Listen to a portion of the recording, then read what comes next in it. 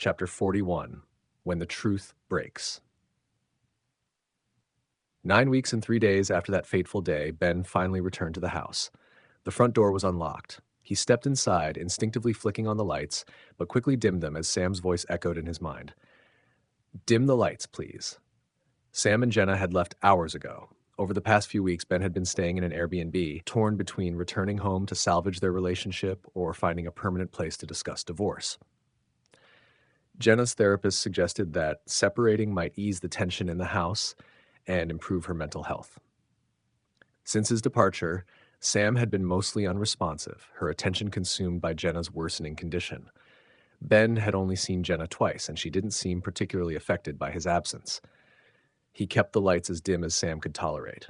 Gently, he picked up a tall stool that had been left by the breakfast bar and returned it to its place. Shards of a broken vase and scattered flowers caught his eye, gifts from Sam's colleagues wishing Jenna a quick recovery. He headed toward the staircase. At the spot where Lucille had fallen, Ben noticed a small, crumpled rug, creased as though someone had been dragged across it and then hastily shoved aside. He straightened it before ascending to Jenna's room. The door stood wide open, revealing a scene of utter chaos. Drawers were yanked out, clothes scattered across the floor, and broken toys littered the space. The walls were clawed with nail marks, clear evidence of Jenna's frustration, knowing how much it got under Sam's skin. Ben could vividly picture her rage. The destruction, the reckless emptying of drawers, the removal of anything breakable. Fly screens had been installed to stop Jenna from hurling things through the windows. He could visualize Sam struggling with the little brat. She must have tried to stuff clothes into a suitcase while Jenna defiantly pulled them out, the suitcase's movements visible in the rug's displaced folds.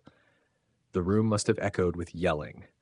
Ben remembered Sam's brief phone explanation. Jenna had leapt onto her back, clawing at her chest and face. Sam had reassured him it was her own blood, not Jenna's. The chair, once meant to intimidate Jenna, now loomed in the corner, facing the wall. Its position changed, perhaps to enhance its menacing presence.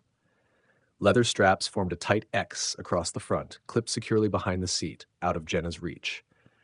Ben realized that Sam must have had help with this sinister setup. He fetched a mop to clean the floor.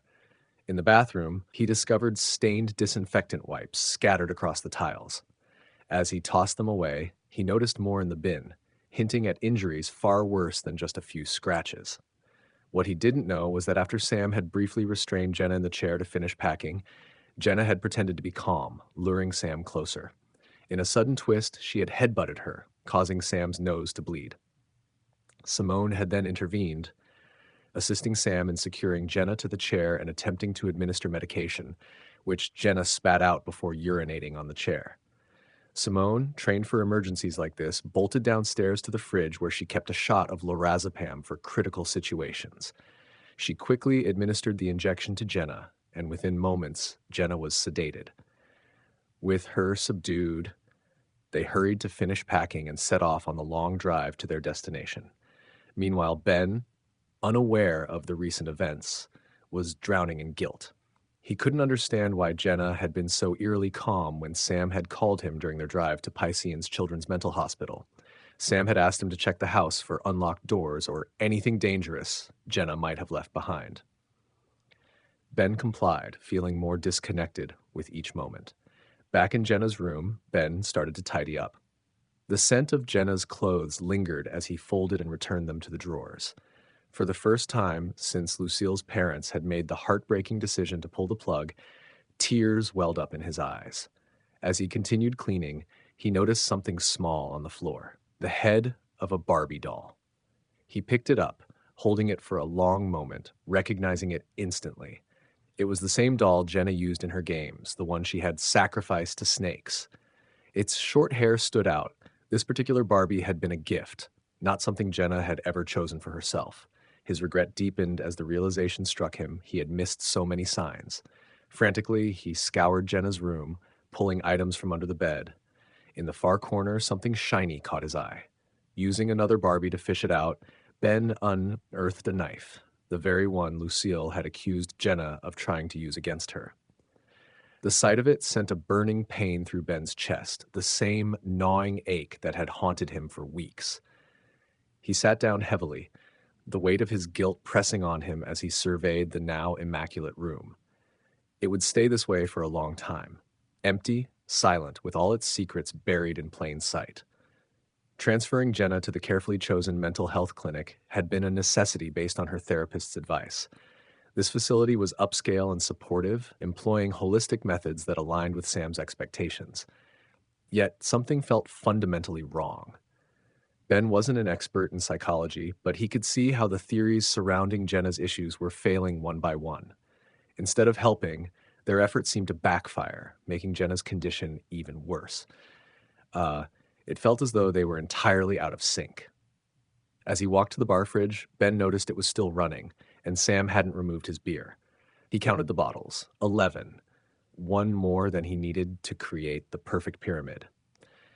Given his mood and Sam's absence, he knew he might end up drinking them all. It seemed wiser to keep one bottle out of reach, just in case he lost track and went through the other 10, stacking them into a perfect diamond shape beside each other.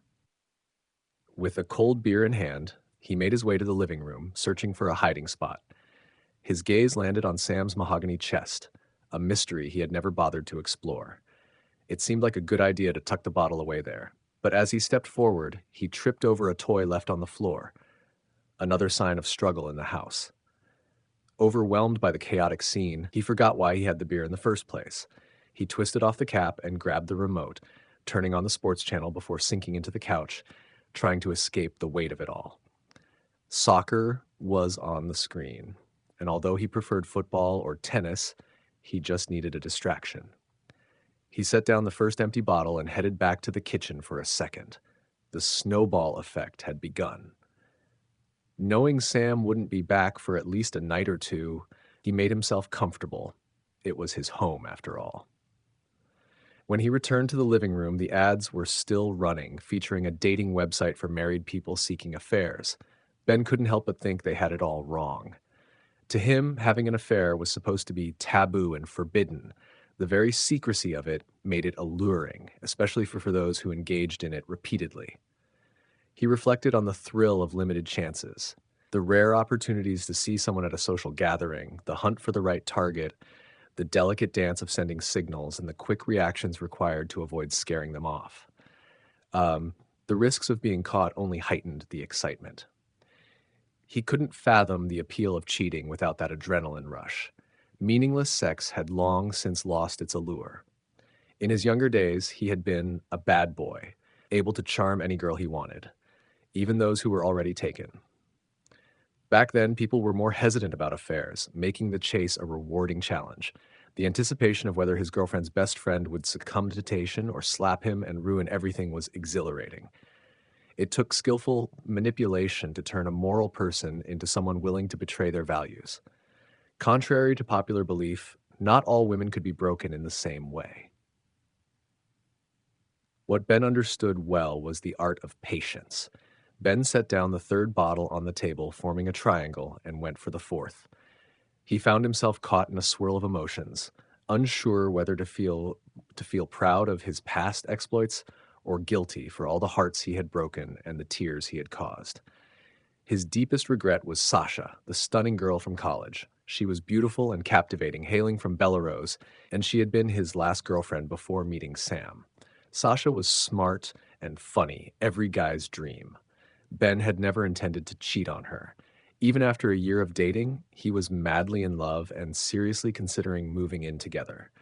But then there was an incident at their end-of-semester party. A random drunk woman had followed him into the bathroom. Ben, equally intoxicated, didn't object to the offer that was hard to reject.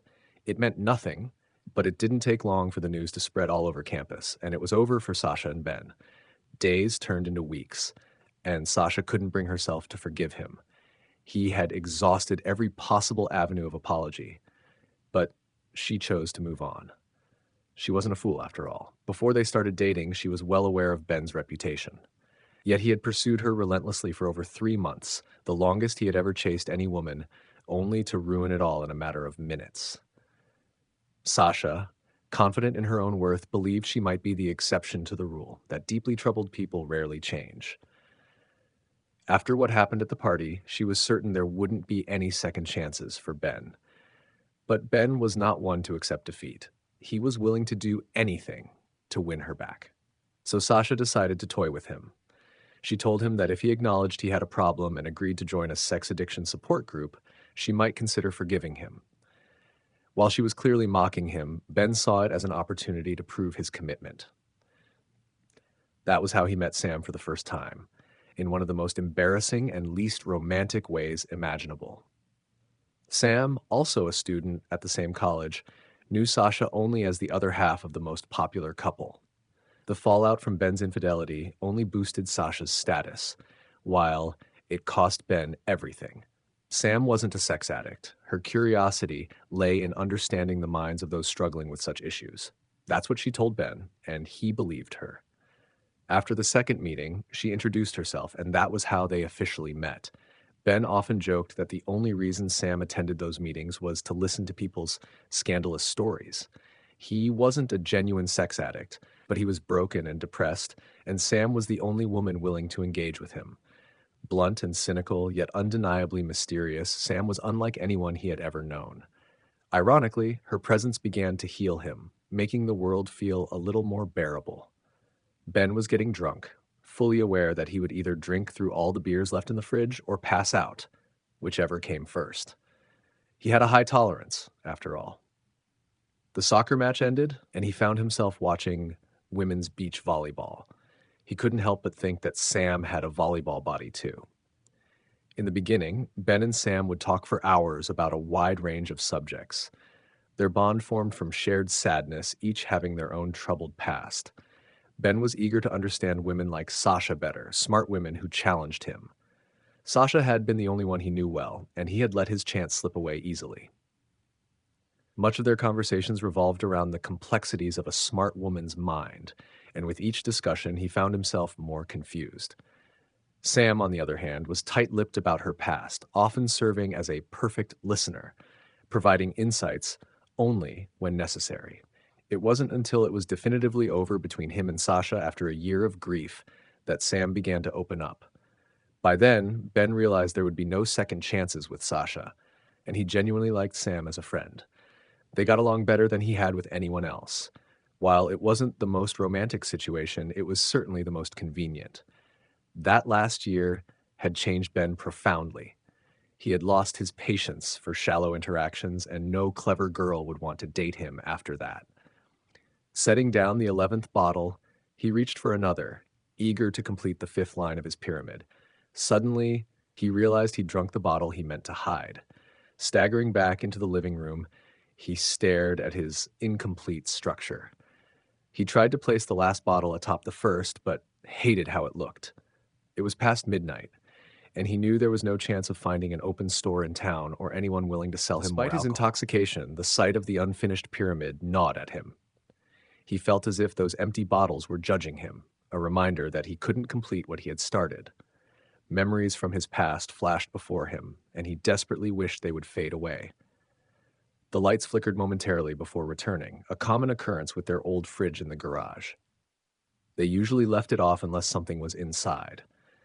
In that fleeting moment of clarity, like a poet's epiphany or an explorer finding an exit from a cave, he recalled that he might have stashed some beer in there for a party that never happened. Rushing to the fridge, he opened it and shouted in disbelief at what he found, a severed pig's head in a plastic bag. He pressed a hand to his chest, heart racing as he tried to process the sight. What the hell? Where was the rest of the animal? Was it meant for food or some bizarre ritual? He couldn't shake the feeling that Simone was behind this. Disappointment washed over him quickly when he realized there was no beer to be found. Ben looked around, hoping to find something, maybe even a warm beer, hidden somewhere.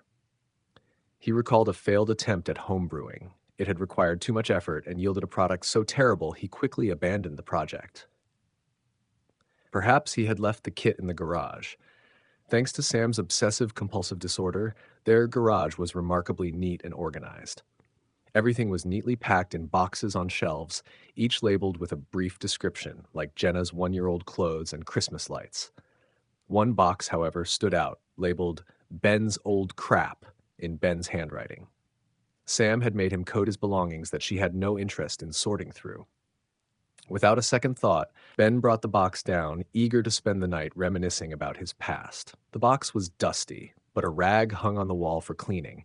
Ben didn't care. Opening it felt like unwrapping candy for a child. Inside, he found a few group photos from college, none suitable for framing, some blurry and taken in dark bars, capturing moments where nobody looked particularly attractive. There were also a couple of pictures of him with Sasha, each reminding him of her beauty. He brushed her face with the tip of his finger, tracing a slow path down over her breasts and toward her legs. Taking a deep breath, he set the photo aside. Among the contents were faded receipts and other random items, including a trophy for Best Drinker of the Year, various wires and cables, and several CDs. At the bottom of the box, he discovered a collection of light green envelopes. He lifted one to his nose, though the scent was long gone. He could still remember it. These were Sasha's love letters, carefully preserved, and tucked alongside them was a single plain white envelope, the only mail he had ever received from Sam. It bore no stamp or address. She had dropped it at his door the day after he proposed to her in his room, leaving without a word. Ben sank to the floor, blinking hard to clear his vision and stop the words from swirling in his mind. He sensed that the contents of that letter could answer many questions about his current situation. Forgetting the unfinished pyramid, he walked back into the house, poured a glass of water, and headed upstairs to what used to be his bedroom. Exhausted, he soon fell asleep after reading the letter, the details slipping from his memory as he drifted into unconsciousness.